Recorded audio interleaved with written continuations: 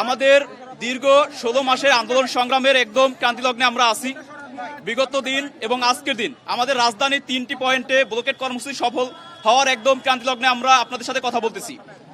আমরা এই 2 দিন কর্মসূচি চলাকালে সরকারের পক্ষ থেকে কোনো রূপ আমাদের সাথে যোগাযোগ করার কোনো কিছু আমরা পাইনি। তারা আমাদের সাথে যোগাযোগ করেনি এবং আমাদের দাবি ছিল 15 জানুয়ারি অর্থাৎ আজকের দিন উপদেষ্টা পরিষদের যে মিটিং আছে সেই মিটিংয়ে যাতে ঢাকা কেন্দ্রীয় বিশ্ববিদ্যালয়ের প্রস্তাবনাটি উঠে সেটি বিষয়ে আমরা আসলে সরকার পক্ষ থেকে কোনোরূপ নির্দেশনা বা কোনোরূপ সংকেত পাইনি। সো আমাদের কর্মসূচি চলমান থাকবে। সেই ধারাবাহিকতায় আমরা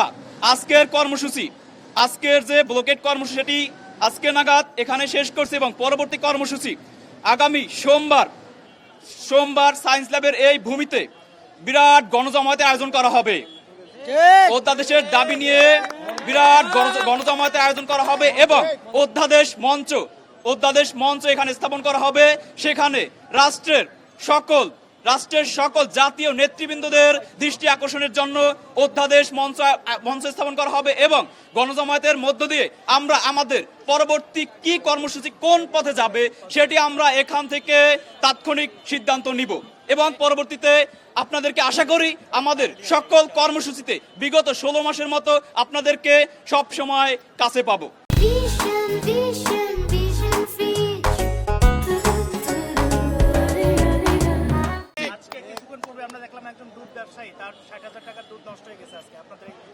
জনগণ যারা আছে তারা সবাই ভোগান্তি। তো আপনারা তো আসলে যে আপনাদের আন্দোলন ছিল সেই আন্দোলনের ফলে জনভোগান্তি হচ্ছে।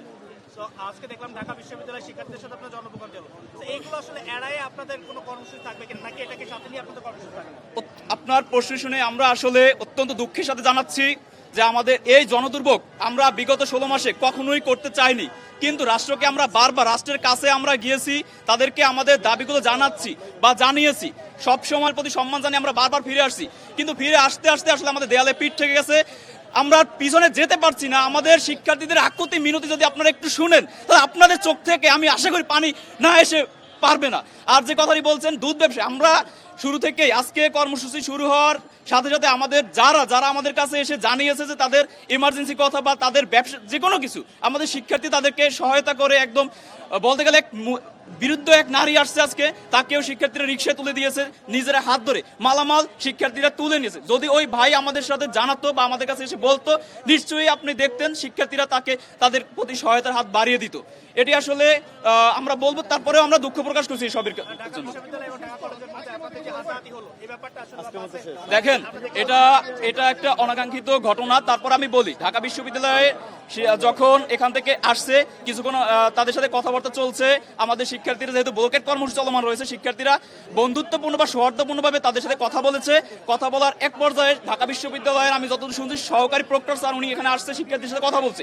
তো আমরা সর্বসম্মতিক্রমে বাসটি ছেড়ে দিয়েছি, কিন্তু হঠাৎ তাৎক্ষণিক মুহূর্তে ঢাকা বিশ্ববিদ্যালয়ের কিছু অতি উৎসাহী শিক্ষার্থী ভাইয়েরা, আমি ভাই বললাম, শিক্ষার্থী ভাইয়েরা আমাদের শিক্ষার্থীদের উপর একটা ধাক্কাধাক্কি শুরু করে দিয়েছিল যখন বাস নেওয়ার জন্য।